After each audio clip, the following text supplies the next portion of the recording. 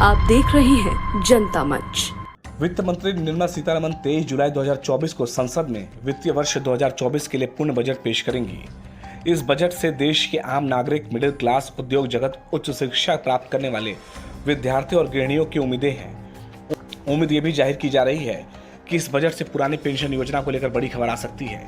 इसका कारण ये है कि देश भर के सरकारी बिजली कर्मचारियों का संगठन all India power engineer federation यानी कि AIPEF ने वित्त मंत्री निर्मला सीतारमण को चिट्ठी लिखकर देश भर के बिजली निगमों में काम करने वाले कर्मचारियों के लिए पुरानी पेंशन व्यवस्था यानी कि OPS लागू करने की मांग की है। इसकी कॉपी देश के राज्य और केंद्र शासित प्रदेशों के मुख्यमंत्रियों को भेज दिया गया है।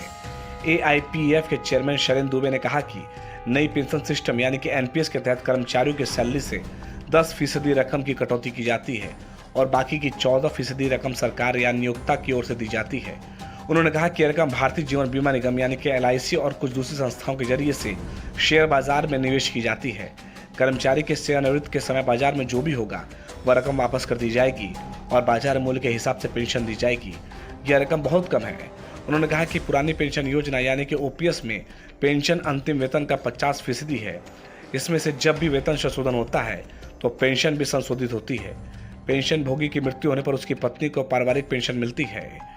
पुरानी पेंशन योजना में पेंशन देना सरकार की जिम्मेदारी है। उन्होंने कहा कि कर्मचारियों से कोई अंशदान नहीं काटा जाता है।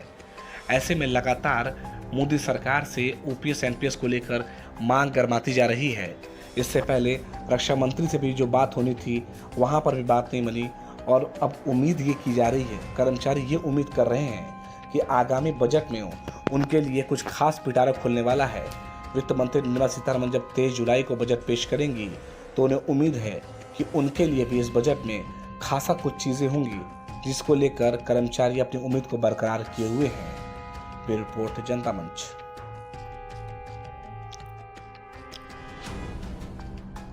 अभी तक आपने हमारे चैनल को सब्सक्राइब नहीं किया है तो दिए गए स्क्रीन पर हमारे जनता मंच चैनल को सब्सक्राइब करें और बेल बटन दबाना बिल्कुल न भूलें।